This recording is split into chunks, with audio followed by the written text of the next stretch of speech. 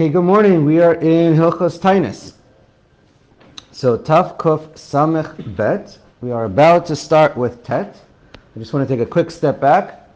Obviously, if we did a full sikum of every halacha with Gemara and Rishonim, would be add some depth and occasionally be helpful for rare cases. But, anyways. In particular here in Hilchos Tainis, I feel like we're missing something. So I'm just going to give a little bit more of an intro from the Garata part is basically Tainis Daf Yud Aleph, and the halacha comes from Tainis Yud Bet. Now, we see from the Gemara in Tainis that sometimes it's a good thing to be with a Tainis. The majority of the Gemara is talking about Tainis. It also mentions about not being with one's wife.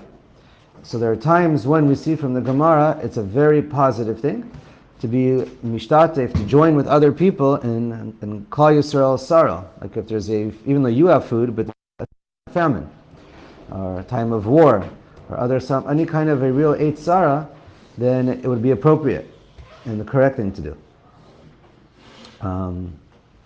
In general, in both issues, nowadays we're not so into that because we can't handle it. It'd be too difficult. So for the tzibor, it's not generally recommended either abstinence. But we do see that it's a good thing. We also see that it could be a good thing for an individual or a tzibor to be chozer b'tshuva, and it can also prevent somebody from getting a punishment or a magefa in this world or the next world. So the Gemara, there's a few different mandarim and statements. So just for the sake of brevity, I won't quote every mimer, but you see from a couple statements, there are nikra kadosh. A person who does fast is considered a kadosh. But then there's also a statement where a person is called a chote, a sinner. So which one is it? Reish Lakish writes, Ein talmid chacham rashai l'yeshei b'ta'anit mipnei she'omayed b'melechet shemayim. Talmid Chacham can't fast because then he can't do mitzvahs or learn Torah properly. So we touched upon this previously. So it's obvious two sides to the coin, and that's enough for that part. Now, why do you have to make a Kabbalah before a Tainis? So we also touched upon this. We see from the Gemara, we see from the Shulchan Aruch, but there's not really explanation behind it. So we mentioned the Rif writes, the Rif makes the asmachta from a pasuk that a person should kadshu hayom, should prepare the yom ahead of time. Igros Moshe uses also the concept of a Kabbalah as your makadesh the yom for you or for the tzibor as a tainis. I don't remember if he uses the expression, but it's similar to a makadesh the day for a Shabbos or a Yantiv. You're setting aside the day to be considered a tainus. Now the whole concept of Kabbalah mistama sounds like it's only a din darabanan, and the Lavush and the Orach Chaim also point out that, and others, that when we're Taz, whatever, it's numerous places when we accept upon ourselves a tainus, we are to an extent minimizing our fat and our blood, per se, by not replenishing ourselves. And so it's similar to bringing a korban on some level. Who says that? Lavush, Orach Chaim, the Mishnah Berurah brings the Taz. But anyway, the idea is that, so that's the idea. And whenever you bring a korban, has a couple ramifications for understanding what we're doing when we do a tainus, but also for the halacha of Kabbalah. Because whenever you bring a korban, so Chazal wanted to make it similar to a korban. So a korban, in order to bring an animal, you have to be makadesh it first. You have to do azmana on the animal too, beforehand. And you can't just do it without thinking. You can't just bring an animal with no das whatsoever. You have to know who it's for, what it's for. So it's the same thing here. Before the fast starts, you have to do some kind of, you have to do a Kabbalah, which is some kind of, want to call it hazmana, hektish, whatever it is, that's the idea. And we also mentioned the concept that when you accept upon yourself a fast, then it becomes something serious you take upon yourself, not just haphazard. Half the day went by, you weren't even hungry, and now you're fasting. So it's not nearly the same meaningful, and the whole concept also of mitzvah ve'osa is always considered generally a greater reward and more difficult than a person who's doing something voluntary. Now, we also mentioned that we have to do Kabbalah in Tfilas Mincha. So it's just interesting to point out, the Gemara over there, that's in your base, I believe, so it's a machlokes between Rav and Shmuel. Shmuel is what we paskin like, that's in the Shulchan Aruch. You have to accept it, Davka, during Tefillah. And you're not allowed to, you can't do it, and it has to be Mincha. It can't be before Mincha. According to Rav, it could be any time during Mincha. Some say even it shouldn't be during Mincha because of Hefsek. But according to Rav, it could be any time during Mincha. I mean, the Mincha time. That's the expression in the Gemara. It means any time in the afternoon. But even before you daven Mincha. Shmuel, we learned, it has to be Davka during Shemona Esrei. The Ramah points out, it could be Shmuel agrees b'diavad, and because of the Indian of Hefsek, so the Ramah comes up with better to do it after Shemona Esrei, before you take your 3 steps back. So you're still in the middle of Tefillah, but it's not really a Hefsek with the brachos. So that's the Ramah. But anyway, so it comes out, you need to do it during, some say even according to Rav, it doesn't dafka have to be right before Mincha, it could even be in the morning. And it depends could even be even earlier, the day before maybe. But certainly many say even in the morning he holds it's okay, but in Lechatchila it should be Mincha time. Okay. So anyways, that's Rav. But we paskin like Shmuel, so it's not really so much Nogea. But why does Shmuel say it has to be dafka during Tefillah?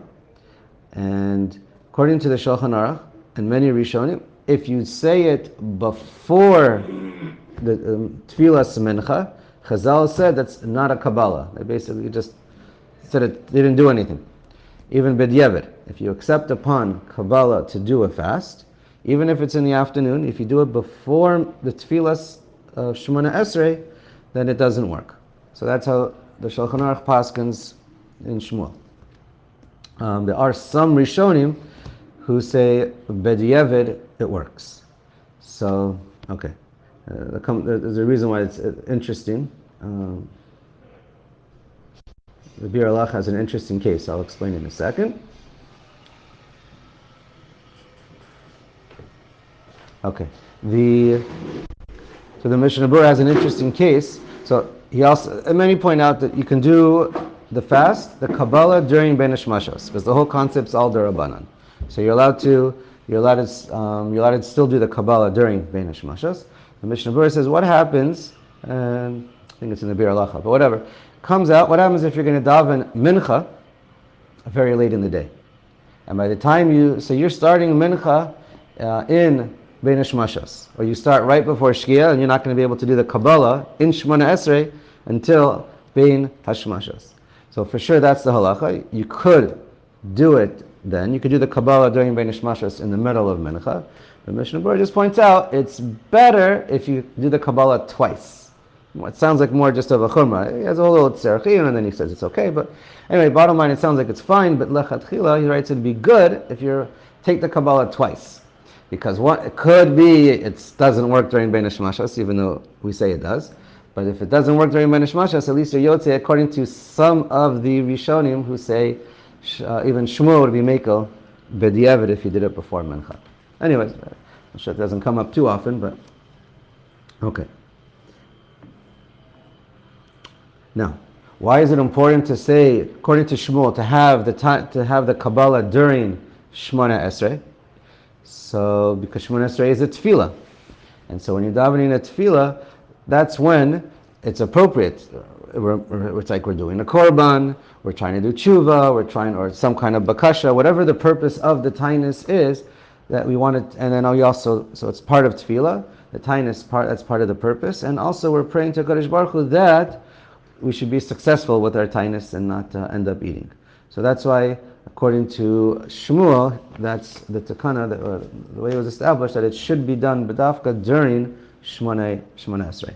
Now, why should it be samuch? Why do we have to have, and we don't really see this in the Shulchan Aruch or Mishnah Berurah so much, but why do we need to have Kabbalah right before Mincha time, in Mincha, right before the taina starts?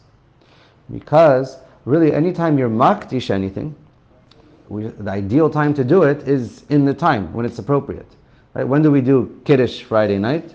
When do we do it? We do it Friday night once Shabbos starts. We don't do it on Thursday in advance because there's always a zman for when it's appropriate to do it. So that's one idea. Also, perhaps I heard another idea is Chazal did us a favor. Because if you start accepting it too early, then you might have second thoughts, you might want to change your mind, you might forget by the time it starts. So it's just to do us a favor. I don't know. Okay? So we mentioned... Set us up for success. Exactly. You always want to set somebody up for success. Very good. Whether it's your kids, spouses, or employees, right? Anybody. Okay. Now, one other interesting thing. We learned you have to do the Kabbalah beforehand during the day. What happens if you do the Kabbalah at nighttime? You don't start fasting until the morning. But the halacha is clear. It doesn't work. Okay? It might work midin neder. If you do a Kabbalah, you fast anyway. But in order to say Anenu... Why would it be any different than the mechanism of Tanis Halayim? If someone's Makabal, the Tanis at night, there's still Menader that they have the Tanis, but it doesn't work in the capacity of what we're discussing here. Right. It's still Mechoyev. Right. So, if you accept it upon yourself at night, you're chayav midin, your new neder. When you make a Kabbalah, I'll save a note for tomorrow, but it happens to be a whole discussion. When you make a Kabbalah, what exactly is that? Is it a neder deraisa, derabanan? What exactly are you doing? Because you didn't say Harei Alai, you didn't do Konam Alai, but we'll save that. But we do see, once you do a Kabbalah, you have to fulfill what you say. I don't mean Midvar Sheker Tirchak, whatever it is, or Midvar Rabbanan, you have to, at the very least, you have to fulfill what you say. So, unless you consider that a Kabbalah B'tos. Right, exactly. Kabbalah B'tos is a Kabbalah B'tos, and you do not have to keep that. That we learned, exactly. You get a loophole out. If you make a Kabbalah in order to, only the purpose is to fulfill a neder, now it's not going to work, so then you're right. Some say you don't have to do it again. You don't have to keep that, because it was Kabbalah. It was Thursday, really. It was Wednesday. Exactly. Any B'tos. Any of the day. Exactly. Perfect. But, according to the dinim, to be Makayim a previous neder, or to say Anenu, at least according to the Shulchan Aruch, the Ramah says you can do it in Shomei Tefillah, because Lamaisa you're still fasting. But anyways, in order to get the din of a tainus yom, apparently there also seems to be a difference in the koach of the tainus. If you do a tainus, if you do it properly for a full day versus improperly without a Kabbalah, or we're about to learn about ta'anit sha'ot, you just do it for a number of hours. It seems to be, whatever the tainus is for, it doesn't have the same koach if you do it according to the rules and regulations like always. So, anyways, so why can't you just start it from the morning? Why can't you just do the Kabbalah at night for the morning? You're not fasting till the morning. Because every day starts at night. So really, when you are accepting, when a person makes a tainus for a yom, it's called a yom tainus, the whole day. So when you're making a tainus for the yom, really that yom starts at night. Really the tainus, in essence, does start at night, the yom tainus, and therefore it has to be done before sunset or before tzeis. It has to be done before the night, because the night is the beginning of the day. Just before, practically speaking, usually we don't really do much at the nighttime, because we know that a standard tainus is only for the daytime. So you're allowed to eat lachatchila. There might be issues of, we'll see maybe for meat and milk, but... so we're going to... That was an example I was about to say and we're about to get. So, for example, if you accept upon yourself, I'll give you two quick examples. If you accept yourself a tainus for a particular day, you could specify you're going to start already from the night. So you could have a night where it's shayach, or like Rav Moshe mentioned, that even if a regular case, once you go to sleep at nighttime, Shinas Keva, we're about to read that, and then you wake up 3, 4 in the morning, like you always do, to go learn and to go to Nate's. So when you get up early in the morning, it's still 100% nighttime. I mean, in that case. In the case where a person wakes up, it's still 100% nighttime. You're way before Alos HaShachar, right? It's already Asr in the middle of the night to eat. Because we see even the Maisa where the nighttime is already your Chayiv and a Tainus. So that's, so anyways, that's the intro for today. So now we will get to Tet. Okay, Tet. Kiba Allah v'tanos l'machar v'taneh. A person accepted upon himself to fast for tomorrow. So you did. Right? So the day before the fast, you accepted it properly. Then you fasted all the next day. And now, after the regular fast, you kept it. And now there's the next night. And now you're like, hey, this is going great. I want to fast again. So you want to fast at night. So even though you fast that whole night, you don't have dinner after the fast, and you go to sleep. You didn't eat at night. And now you're fasting 2 days in a row. So it's a day, night, and a day. But you only accepted the Kabbalah for 1 day before the first day that you fasted. So then Eino Tanit, the second day that you fasted, is not a Tainus. And that's probably where the Gemara would say, in one of those cases, you'll see a couple cases in the Gemara, it says, and if you didn't do it according to the rules, Nikra Chota, because you didn't really accomplish what you were trying to accomplish. And now you can't learn, you can't sleep, you can't work. I mean, you can sleep. You can't learn, you can't work, you can't function. So you ended up fasting for nothing. So Eino Tainus mipnei shelo kiblu alav ba'od yom.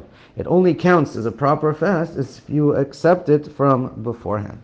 Now, also it depends. Obviously, it could still be a good thing if you're doing it for tshuva and it's helping you do tshuva, v'chulei.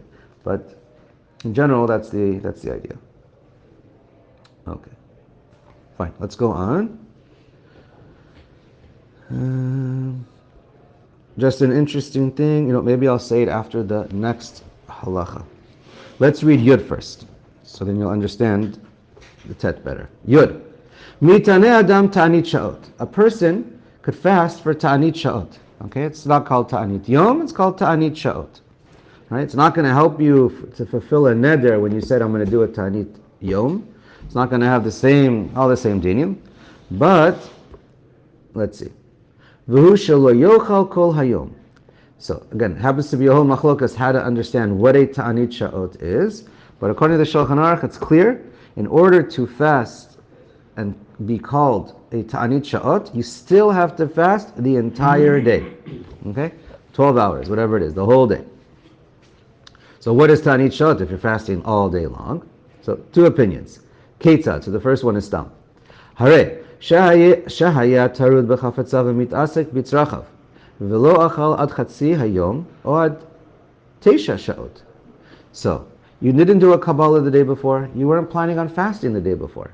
But now you're fasting, half the day goes by, 3/4 of the day go by, right? Chatzot, or 9 hours, 9th hour.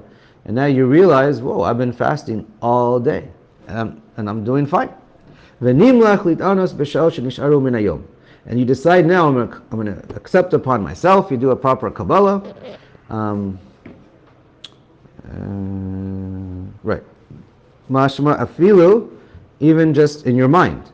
But not that you're fasting. It has to be like you're saying the words, or in your mind, your mind is saying the words that I'm accepting upon myself. So then you accept upon yourself to fast for the remaining hours of the afternoon, whether it's 6, 3, 2, whatever it is. So then what happens? Hareze mitaneh. So now that you made a Kabbalah, you have to fast. Otam sha'ot umitpalel behem anenu, and you do say anenu in the Shomei Tefillah for when you daven mincha in the last couple hours. Shahare, why? It's good enough for anenu. Kiba alav atainus kodem sha'ot tanid, because you accepted upon. You did do a Kabbalah. That's a Kabbalah only for a few hours, but a Kabbalah for a few hours is good enough for at least anenu. Even though the Kabbalah was on that day. Yeah, even though it was done that day, exactly. Now v'yesh omrim The exact opposite of what we just said. No. If it was done the same day, it's not okay. שגם זה תענית שעות וצריך שיקבלנו עליו מאתמול. The other opinion holds, as the Yesh Omrim, not the Stam, that you have to accept upon yourself with a proper Kabbalah during Mincha the day before. So then, how's that not a Ta'anit Yom? How is that Ta'anit Sha'ot? Because what did you do the Kabbalah on? You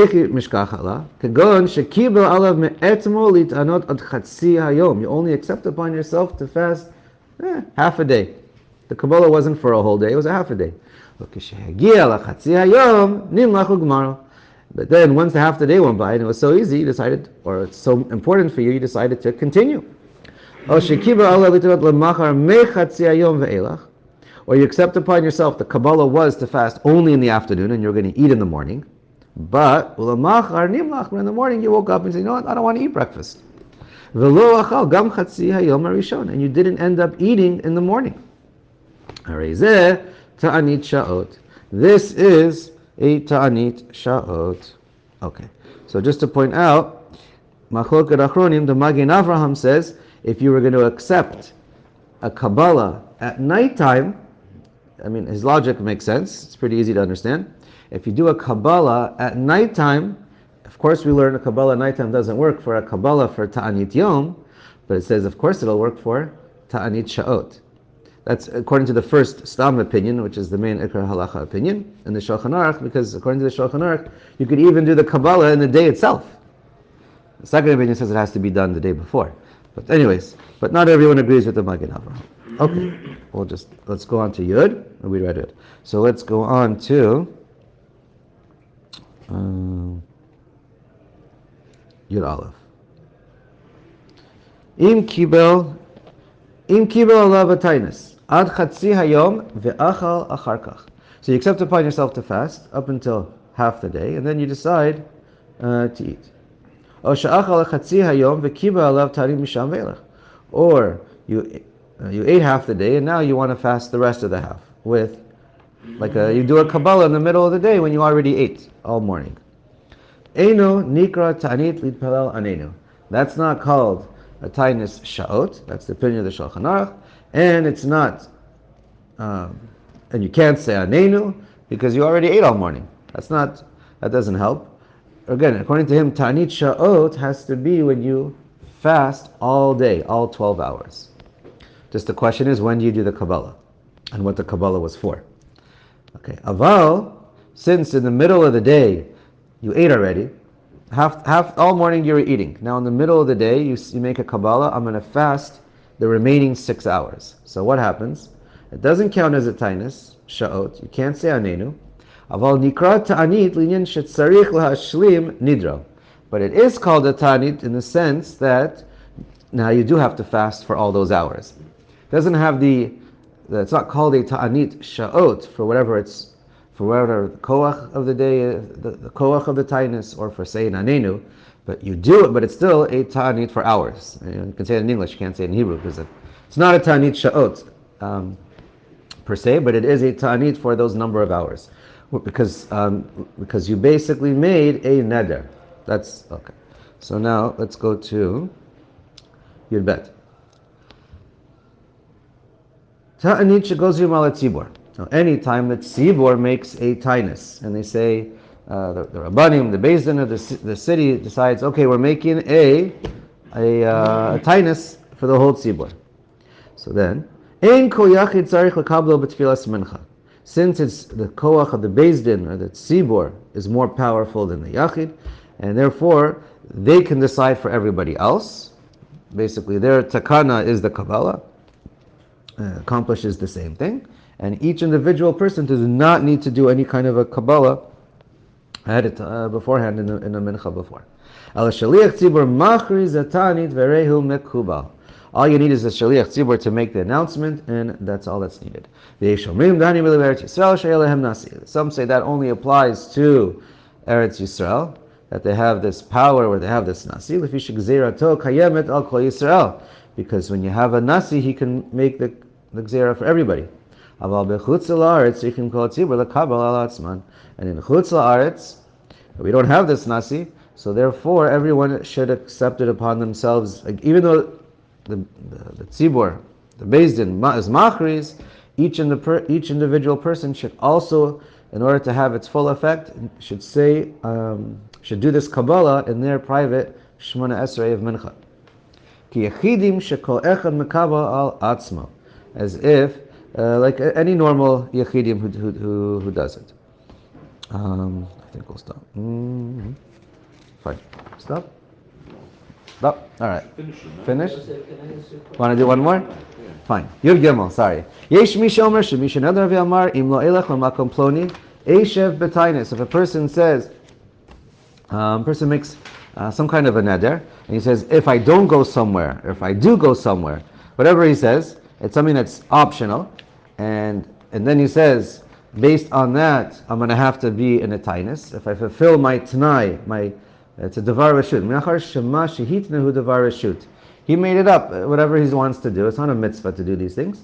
So then, have asmachta. It only has a divan of an asmachta, and therefore he's not chayev. It's not a full neder. You're not chayev to keep your word. You can eat. Perush. She'adam somech b'daito sheyuchol la'asod davar echad v'asmach zehu noder mitchayev b'davar ma. It's when a person, what it means over here, it means a person relies that he's going to fulfill his thing. It's optional. He knows he doesn't have to. He believes he's going to do it. So that's why he's making this ki'ilu neder to be in a tainus. But he himself in the back of his mind knows that, wait a second, if I can't fulfill it, I don't really want to do this tainus. That's not really what I had in mind. So therefore, you don't have to keep it. Doesn't count, exactly. Aval, now, Mishnah Berurah points out that one should be machmer, but as many achronim argue. But okay. Aval, im amar im lo esa mitzvah plonit eisha b'tainis. But if a person says, if I don't do a particular mitzvah, then I'm going to sit in a tainis. V'chedi amar im atzileni Hashem mitzara o im yatzliach darki. So again, we have a couple psukim Tanakh where if you make a deal with the Kadosh Baruch Hu that to be matzliach or to save me, so then lo have asmachta. We don't call that an asmachta where you're just relying on yourself and you have full control. And in these cases, since it's a mitzvah, or you make a deal with the Kadosh Baruch Hu, you have full gemiras das in these cases. Because we're not playing around with mitzvos, we're not playing around with the Kadosh Baruch Hu on being, I want to be saved also, I want to be matzliach. So in those cases, a person, even if he doesn't fulfill it, he had 100% gemiras das, and so in those cases, for sure, it's a neder and he has to keep it.